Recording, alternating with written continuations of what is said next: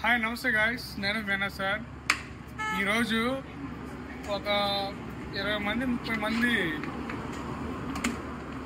ఎప్పుడు మేము ఈ రూట్ను వస్తూ ఉంటాం, పోతూ ఉంటాం, గమనిస్తూ ఉంటాము.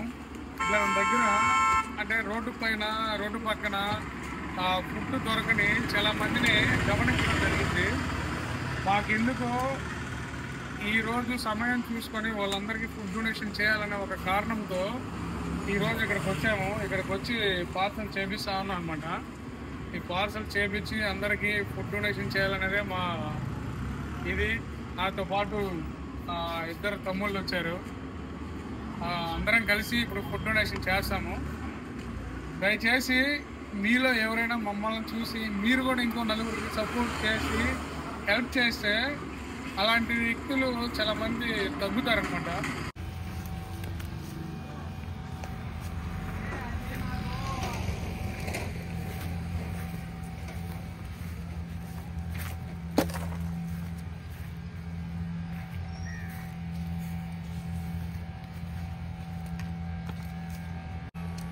హాయ్ ఫ్రెండ్స్, మన ఇంటర్ హెల్ప్ ఫుడ్ డొనేషను ఈరోజు చేయాలనుకొని వచ్చాము.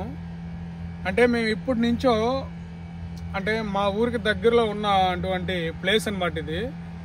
చాలామందికి ఈ రోజుల్లో ఇల్లు ఉన్నాయి, గవర్నమెంట్ కట్టిస్తుంది, ఆధార్ కార్డులు, రేషన్ కార్డులు అన్నీ ప్రతి ఒక్క వ్యక్తికి ఉంటాయి. సో అలాంటి ఆధార్ కార్డులు, రేషన్ కార్డులు లేనోళ్ళు, ఇప్పటికి ఇల్లు లేనోళ్ళు కూడా చాలా మందిని ఇట్లా దగ్గర చూడడం జరిగింది. వాస్తవానికి చూడండి, వాళ్ళ ఇల్లు అయితే ఇదే అనమాట. వాళ్ళు ఉండే ఇల్లు, వాళ్ళు స్నానాలు చేయాలన్నా కాలువల్లోనే చేయాలా, పిల్లలు, ఈ కట్లు, ఈ పొయ్య, అంటే వాళ్ళ పరిస్థితి రోజులు మారుతున్నా, రాజకీయాలు మారుతున్నా వీళ్ళు బతుకులైతే మారట్లేదు. సో నేను ఎప్పటి నుంచో ఆలోచిస్తూ ఉండేవాడిని, వీళ్ళకి ఏదో ఒక రోజు నా తరపు నుండి ఒక పూటైనా వాళ్ళ ఆకలి తీర్చాలనే ఒక ఆశతో ఈరోజు డ్యూటీలు ఉన్నా కానీ సెలవు పెట్టుకొని అది పనిగా వచ్చామన్నమాట. వీళ్ళందరికీ ఈరోజు మేము ఫుడ్ డొనేషన్ చేయాలనుకుంటున్నాము. ఇక్కడే ఉన్నారు, ఇదంతా చుట్టుపక్కల ఇదిగో అవి కనిపిస్తున్నాయి కదా సార్.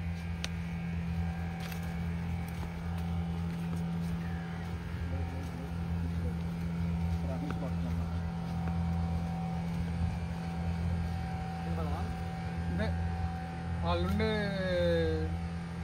ఇల్లు, వాతావరణం, అంటే ఇల్లు అంటూ స్పెషల్గా ఏం లేదు, బయట పడుకుంటారు, బయటే ఉంటారు. ఇప్పుడు పిల్లలు కూడా ఉయ్యాల్లోనే నిద్రపోతున్నట్టున్నారు. అట్లాంటి సిచ్యువేషన్. అంటే ఇట్లాంటి చెట్ల మీద ఏమైనా ఒకవేళ పొగ గీము వచ్చినా కానీ చెప్పలేం, టైం తర్వాత ఏం చేయలేము. సో ఈరోజు చూడు, స్నానాలు చేయాలన్నా కానీ ఎట్లాంటి వాతావరణంలో ఎలాంటి వాటర్తో స్నానం చేస్తారనేది మనకే చాలా ఇబ్బందిగా ఉంటుంది వెళ్ళాలన్నా కానీ.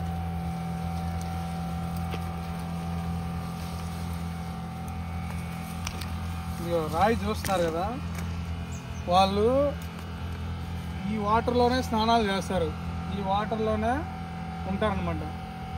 అంటే ఇవన్నీ వాళ్ళు తక్కువ చేయాలనే ఒక ఉద్దేశంతో చెప్తున్న మాటలు కాదు. అంటే వాళ్ళు బతికే వాతావరణం అలాంటిది.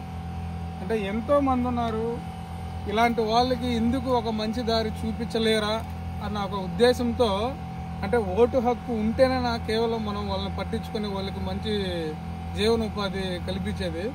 ఓటు హక్కు లేకపోతే చేయరన్నట్టుగానే, అంటే చూస్తుంటే ఇలాగే ఉంది.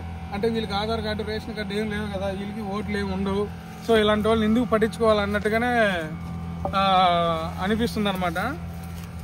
వీళ్ళకి నిజంగా ఓటు హక్కు ఉంటే ఇల్లు, వాకిళ్ళు అంతా బాగానే ఉండేవి కదరా. అంతే కదా, బాగుండేవి కదా, లేకుంటే ఉందన్నమాట.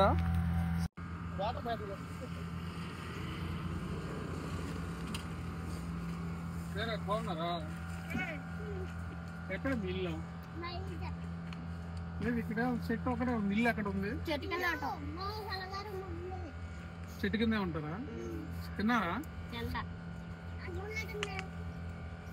అన్నం లేదంటే ఎలా చేస్తారు రోజు? అడుక్కొని తింటారా? ఉంటారా? ఇక్కడే ఆడుకుంటా ఇక్కడే ఉంటారు. స్కూల్కి పోరా? ఎందుకు పోరా? స్కూల్ అంటే పడదా? సరే రండి. సరే రండి కూర్చొని ఏమో ఆటలు చేస్తే కొద్ది బాగా అనిపిస్తుంది. ఇక దాంట్లో కట్ చేస్తాను. కట్ చేయలేదు.